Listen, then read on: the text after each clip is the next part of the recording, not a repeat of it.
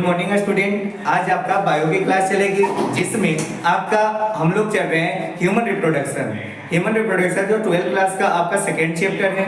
आज हम लोग देखेंगे इसमें आपका गैमेट का फॉर्मेशन जो मेल गैमेट है, और ये मेल गैमेट में आपका क्या होती है कि जो आपका स्पर्म्स है इसका हम लोग स्ट्रक्चर देखने वाले हैं। अब इस स्ट्रक्चर में हम लोग देखेंगे इसका क्या क्या है, इसमें हम लोग देखने चलते हैं। तो हम लोग देखते हैं कि जो आपका मेल गैमेट स्पर्म है, ये मेल गैमेट स्पर्म का जो फॉर्मेशन होती है वो आपका टेस्टिस में होती है। टेस्टिस में भी कहाँ होती है? तो टेस्टिस में आपको स्पर्मेटोजेनेसिस के थ्रू होती है, और ये टेस्टिस में आपका सेमिनिफेरस ट्यूब्यूल्स में होती है। सेमिनिफेरस ट्यूब्यूल्स में क्या होती है? तो सेमिनिफेरस ट्यूब्यूल्स में आपका स्पर्मेटोगोनिया होती है, और स्पर्मेटोगोनिया से आपका स्पर्मेटोसाइट, और स्पर्मेटोसाइट से स्पर्मेटिड, और यही स्पर्मेटिड जो है ये कन्वर्ट हो जाती है स्पर्म में, और इस प्रोसेस को आपको बोला जाता है स्पर्मियोजेनेसिस।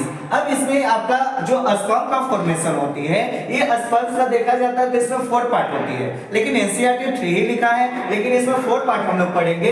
फर्स्ट पार्ट जो होती है वो हेड होती है जिसको शीर्ष बोलते हैं हिंदी में, और सेकेंड पार्ट जो होती है वो ग्रीवा होती है जिसको नेक बोला जाता है, और थर्ड पार्ट जो होती है वो मध्य खंड होती है जिसको मिडिल पीस बोलते हैं। फिर इसके बाद और देखा जाता है कि जो फोर्थ है वो सबसे लॉन्गेस्ट पार्ट होती है स्पर्म का, जो आपका टेल होती है, पूंछ होती है। फिर इसके बाद और जब देखा जाता है कि सब इसको डिफाइन करते हैं हर एक पार्ट को, तो फर्स्ट पार्ट आते हैं हम लोग का जो स्पर्म का सबसे फर्स्ट पार्ट है वो होती है हेड। अब हेड में क्या होती है कि जो हेड होती है ये आपका स्पर्म का इंटीरियर पार्ट होती है, और ये इंटीरियर पार्ट में आपका जो होती है न्यूक्लियस कंटेन होती है जो जेनेटिक मटेरियल होती है, और ये जेनेटिक कैरेक्टर को पेरेंट से ऑफस्प्रिंग क्या करती है? ट्रांसफर करती है। जब आपका स्पर्म का हेड देखें तो हेड के ऊपर क्या होती है? एक आपका कैप लाइक स्ट्रक्चर होती है, और इस कैप लाइक स्ट्रक्चर को बोलते हैं एक्रोसोम्स बोलते हैं। अभी एक्रोसोम्स में क्या होती है कि आपका कुछ लैक्टिक एंजाइम होती है जो एसिडिक एंजाइम है जिसको बोलते हैं आपका लैक्टिक एंजाइम,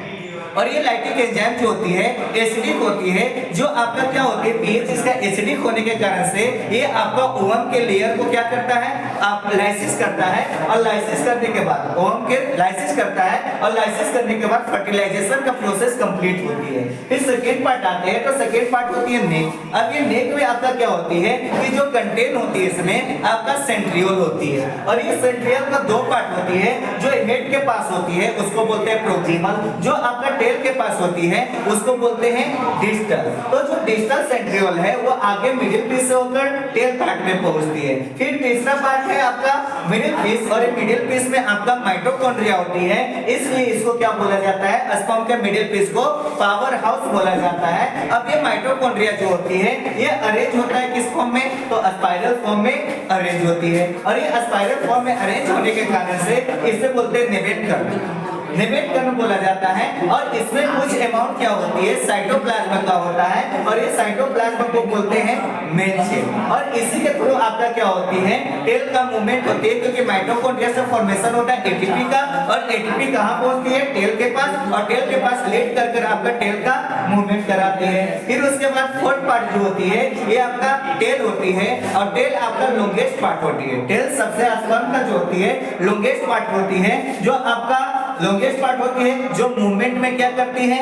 हेल्प करवाता है, और इसी के थ्रू क्या होती है कि जो स्पर्म है वो मूवमेंट करता है, और ये आपका ओवम तक पहुंचकर आपका फर्टिलाइजेशन करती है, और फर्टिलाइजेशन के बाद आपका जाइगोट का फॉर्मेशन होता है, और जाइगोट आपका फिर क्लीवेजिंग करती है, और क्लीवेजिंग से ब्लास्टोसिस्ट बनती है, और ब्लास्टोसिस्ट से इम्प्लांटेशन होती है। फिर इम्प्लांटेशन से 9 मंथ गेस्टेशन पीरियड होती है, और 9 मंथ गेस्टेशन पीरियड के बाद आपका फुली फीटस जो होती है डेवलप हो जाती है, जिसके थ्रू क्या होती है? पार्चुरेशन होता है।